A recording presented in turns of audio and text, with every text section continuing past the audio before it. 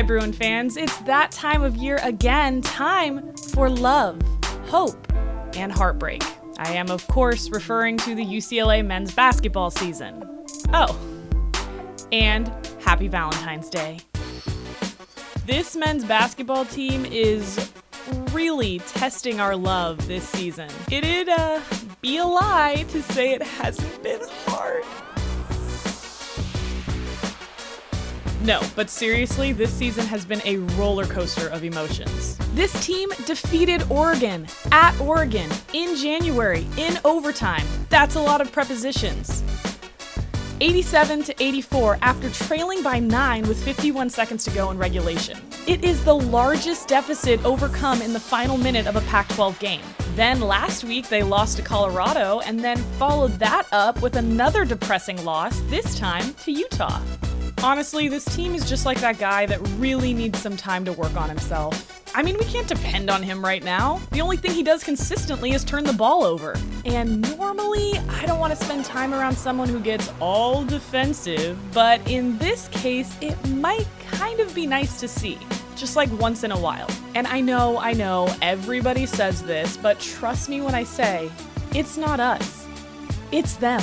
Here's the good news. The rest of the Pac-12 is also a complete train wreck, so our guy doesn't look so bad, standing next to him. Now I know this all kind of seems like a downer, but you have to remember there are plenty of fish in the sea. And yes, I am talking about Felicia Hano and the rest of the UCLA gymnastics team. The UCLA gymnastics team is like the coolest chick you've ever dated. I mean, she can be intimidating because she's probably stronger than you, but she never gets bent out of shape because she's super flexible like that. She's never afraid to bust a move on the floor, but she's also chill enough to hit the bars with you. What else is there to say? The girl's a perfect 10. Seriously, the gymnastics team hasn't lost a meet yet.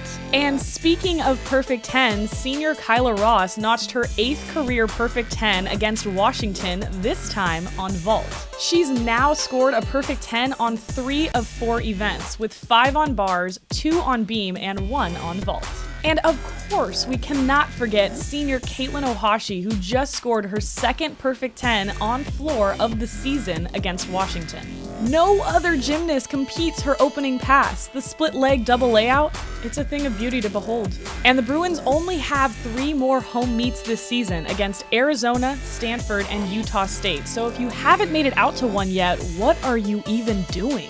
Since Ohashi debuted her game-changing floor routine, she's been on Good Morning America, The Steve Harvey Show, Entertainment Tonight, former UCLA gymnast Samantha Peshek's podcast, I Have Cool Friends. It's true, she does. Even Janet Jackson retweeted her routine. And even though she is a stellar gymnast, there's so much more to love about Caitlin Ohashi, like the fact that she's used her platform to spread a message that, frankly, we all need to hear this Valentine's Day, which is to practice self-love and to find joy. Which can be hard to do when it comes to this UCLA football recruiting class. Not a ton of joy.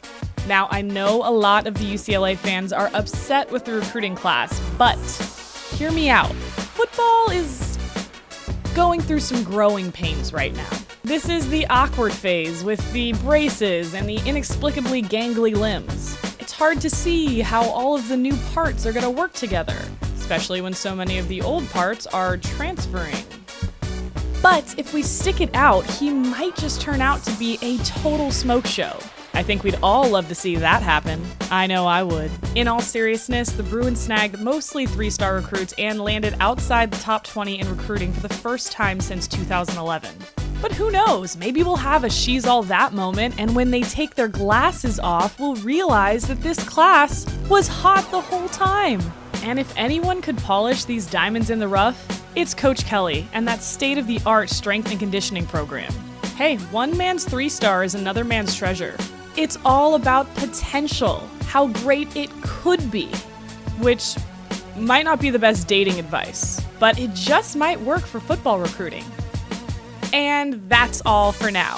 Thanks so much for watching FOURSUpdate. I'm your host, Danielle Alvari, and I'll see you next time. Until then, happy Love Day. I hope it's full of blue and gold and, of course, no Trojans.